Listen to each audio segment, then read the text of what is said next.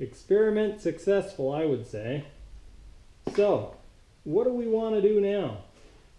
We've discovered that this cell is bad. Let's check the voltage again.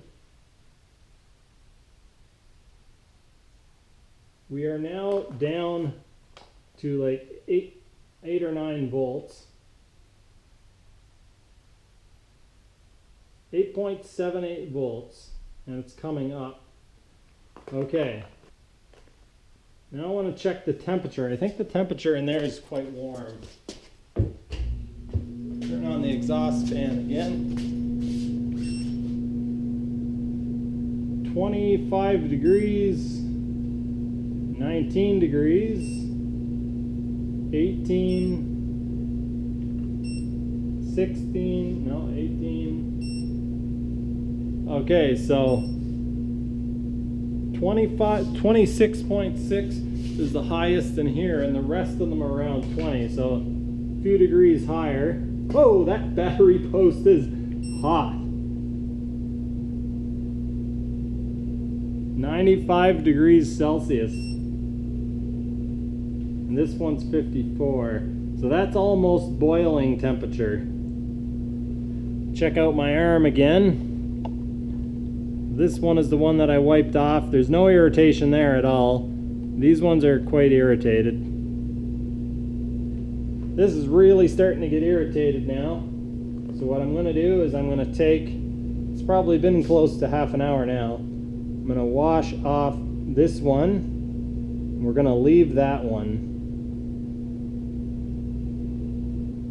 And unless that one becomes unbearable, I'm going to leave it. You can see the acid ate the magic marker some. Right along here you can see it changed the color of the magic marker. Okay, I've decided I'm going to try to recover most of this acid. Oh,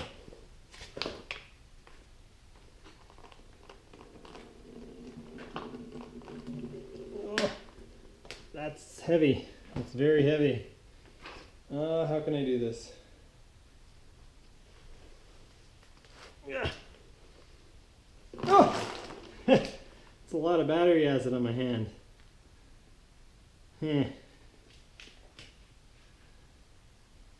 Okay, well, we're going to wash that off.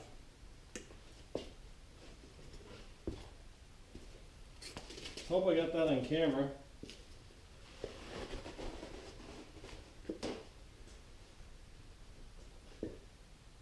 As you guys can see, not like in the movies, I can feel it burning, especially on the inside of my arm. But yeah, not a big deal. I'm just going to run in the house and wash that off with soap and water. I definitely have a good example of what battery acid does to cardboard and rags. And a lighter and a marker is balance the battery on here. And then just drill a hole. That's what I'm going to do. Drill a hole here and let that cell drain out, and just keep doing that.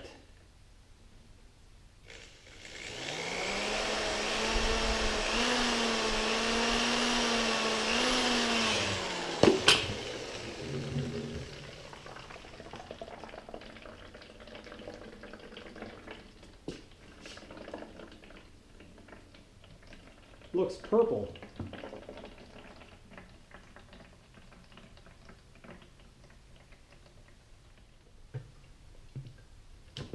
Okay, it's enough of that. I'm going to go in the house, get a bucket of soap and water, come back out here, clean some of this up, and then we'll continue on.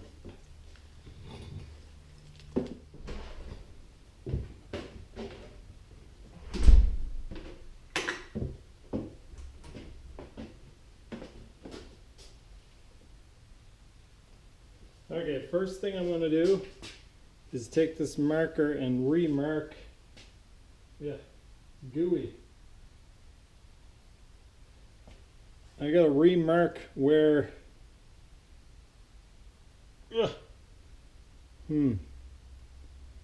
Apparently that gets eaten by the acid. I gotta remark the spots on my arm. So apparently acid eats some plastics, because it definitely ate that. Okay, so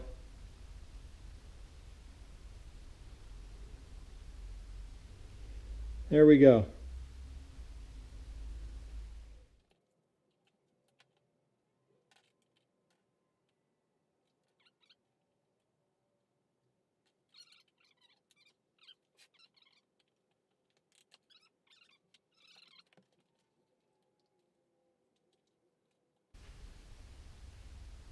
The acid is definitely affecting something on my drill. We'll wash off the outside of this jug,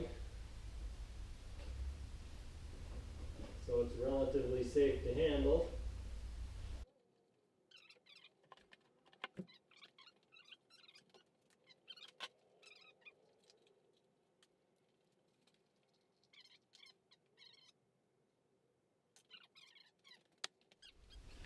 And we'll sweep up the floor and then rinse it away.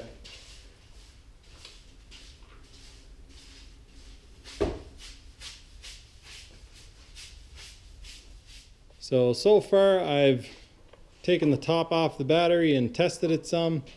I've put some acid on my arm, and this stuff I wiped off right away.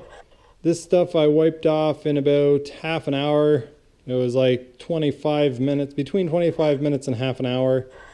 And this stuff I left on for close to an hour.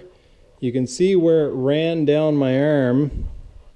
I'm not sure if the camera can pick that up, but it is red there as well, and kind of swollen. You can see there, red swollen marks. So it's actually more swollen here than it is here, I think. But anyway, we'll see what happens tomorrow. There will very likely be a spot on the floor, and who knows what will happen with my arm. So you can see, looking at my arm, there's pretty much nothing going on here.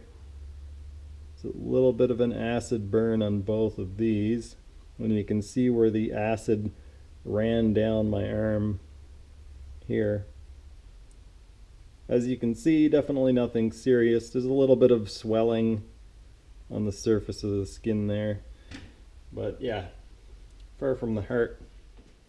Alright folks, it's 2 days later, and we can see there are some foot tracks here from the acid, from me walking around in the acid and then walking on the floor. You can see here the concrete is etched, which isn't a big deal. You can see some footprints on here and outside here as well a little bit. You can see it did eat the cardboard some maybe, but probably would have done the same thing if it was just water. And as far as the socks go,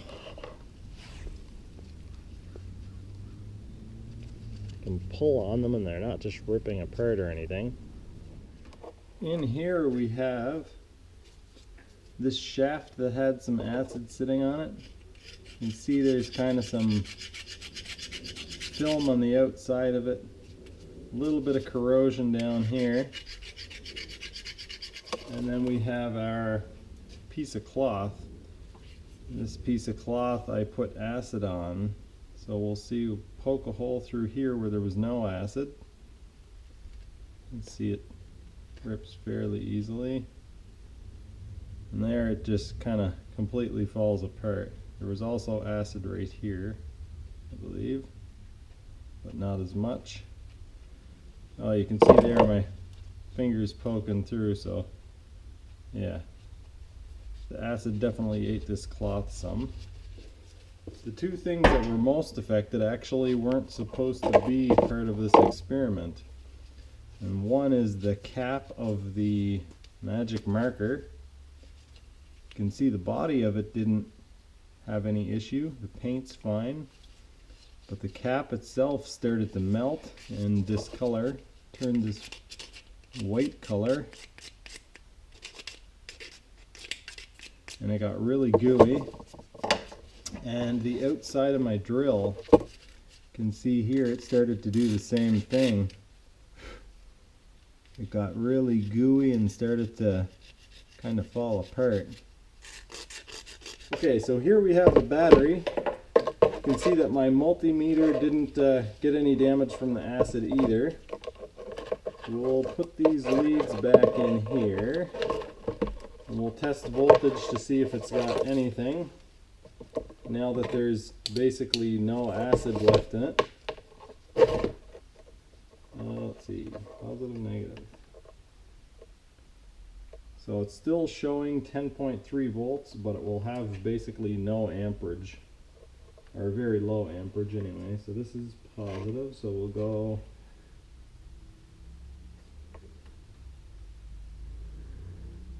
this cell has 2 volts. This is the 2 volts, 2 volts, 2 volts. So this is the bad cell here.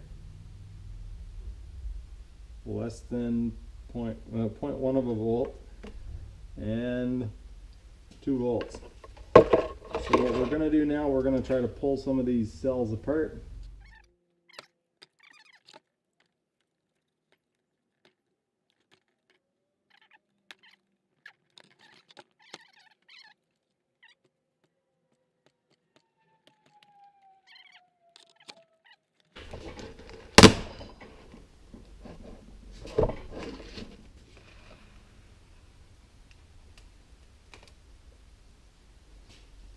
There we go.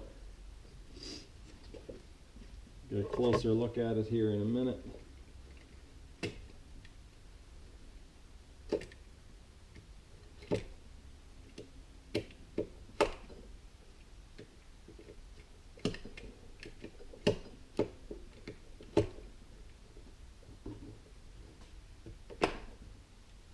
Alright, so here we have our different plates. This is where the power comes from. So let's see here, we've got this plate is connected to this lead. Well, I guess you guys can't see very well. We've got 2 leads here, and again we'll put the multimeter on it and see. We've got positive and negative. So it's still showing 2.06 volts.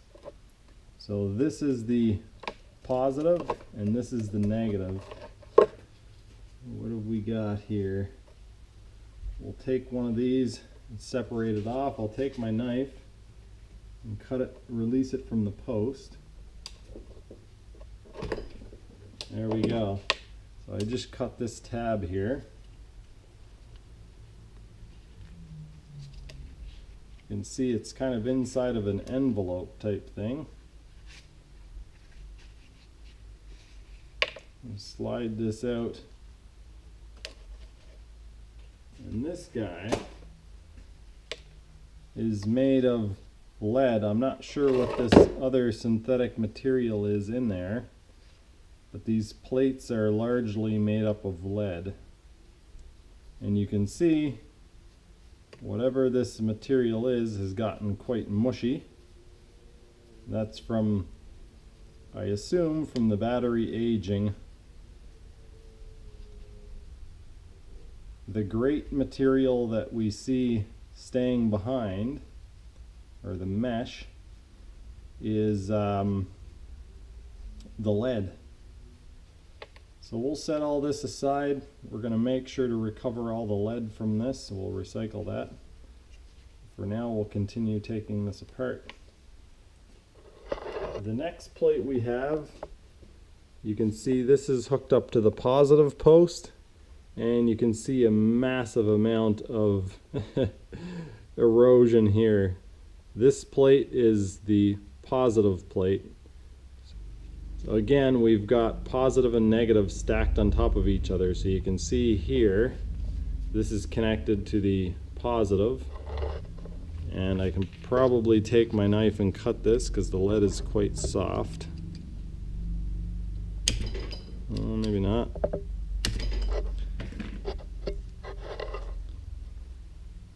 But you can see it's definitely seen better days. Should be able to bend this a little bit and pull it apart. There we go. And then this one is negative plate, and they just keep alternating back and forth. And this is a deep cycle battery, so it's a little bit different from your average battery. It's a little heavier duty.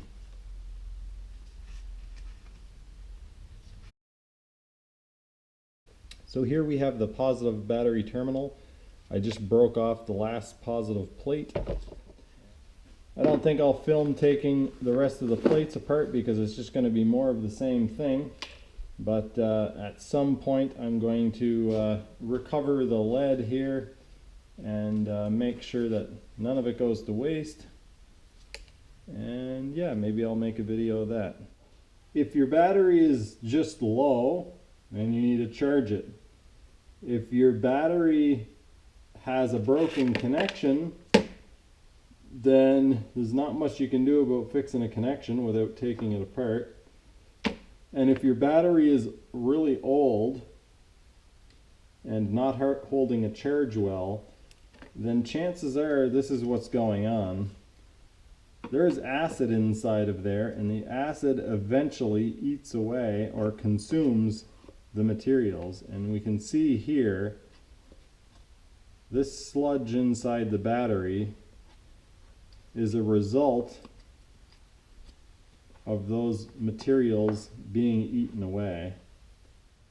One thing that we should keep in mind is that so far these cells are what we would call the good cells. This battery has a bad cell, which is the second from the bottom. And what will be interesting to see is what kind of condition that cell is in. Because if the good cells are deteriorated to this point, that tells me that there is going to be some very serious issues in that cell. I should also mention that these two materials are the materials for the positive and negative plates, and the positive and negative posts are different leads. So the negative is a very soft lead, and as you can see here, I can quite easily cut through it with my knife. Not all the way through, but it just flops around, it comes apart. It seems to be more malleable. It bends around a lot more easily. It's a softer material. And then we have the positive plate material, which is partly coming apart due to erosion. But if we look at the post itself, so yeah, you can see I'm just bending this material and it broke, and it's a lot harder to bend than the negative plate material. If there's somebody watching this video that understands the chemistry of a battery, perhaps you can tell us, is this material more brittle because it's deteriorated from a chemical reaction, or is it simply because of the makeup of the material or the alloy?